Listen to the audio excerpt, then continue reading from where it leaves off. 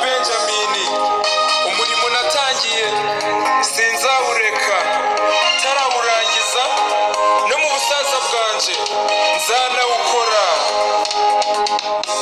abantu bafite urugambo baravuga nibaruha ugendeye ku byo bavuga n'ukuri naho wagera bagaragaje ku kinege ariko njyewe Hello music industry ninje niyonze mu mic Bazamanza ndi chairman LC3 Northern Division kandi ndi umuntu ushigikira music industry aho ndi gushigikira uyu mukuru T Benjamin wahanze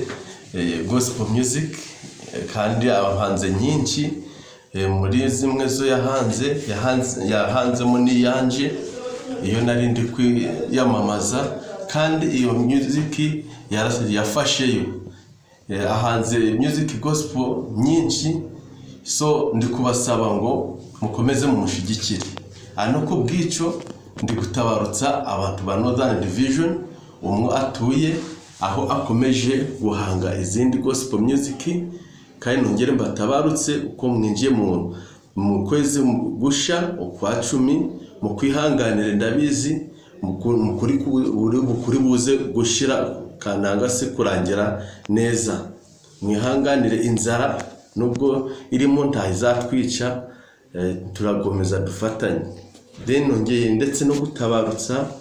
abantu mwese aba Kisoro Municipality aba division zose ba LC3 chairman ba district yose ya Kisoro abayobozi mwese aho muri ndi kubasaba ngo murebe ngo mushigikiye music industry kandi mushigikira uyu mwana wacu T Benjamin. T Benjamin akoreye bwa music system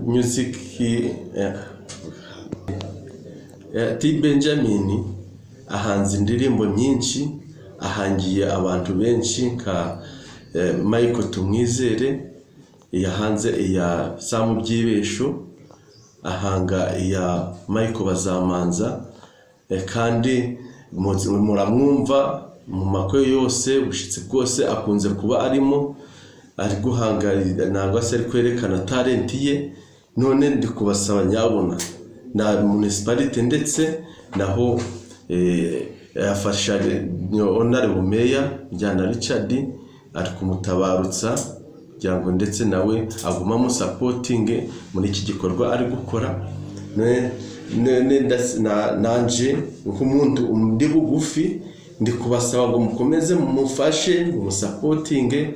umwana wacu wa Kamonyi T Benjamin ava muri Kamonyi Kamonyi Ward mu Northern Division Kisoro Municipality so ndi kubasaba ngo abari hirya ya Kisoro ndetse n'abari mu district yose mukomeze mu mwunganire murengo muramushigikiye abantu bari kumusupportinga nka Florence Kitentere abo bantu bose bari kumusupportinga ndetse n'aba King ba Bishop bari kumusupportinga ba LC5 abo bose bari kumusupportinga nanje nka chairman wa division ndi kumusupportinga 100%. So no kubwico ndi kubasaba ngo mwese mwumviriza gospel music ize mugume muramufasha kuko ashaka kugira ngo zive ku audio zishe no kuki ku video muje mumureba no ku mateleviziyo mu museringe agere niya Kampala arebe ngo gospel music ye igiye imbere. Kandi T Benjamin yamaze kugaragaza ko mu kwezi kwa 12 arenda gushiraho indirimbo mu Mayor's Garden ndondi kubasaba ngo uwo munsi nabararika nabamenyesha murengo mubanye nawe mwumve ndibisha ibyo yakoze iki ibyo ari kutuzanira mu municipality yacu.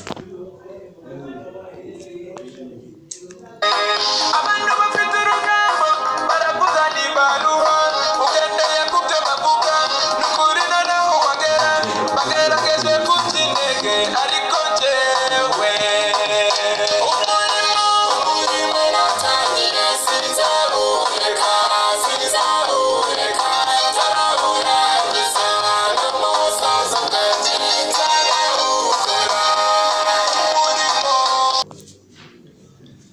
ukuntu muri kumwumva ukuntu muri kumwumva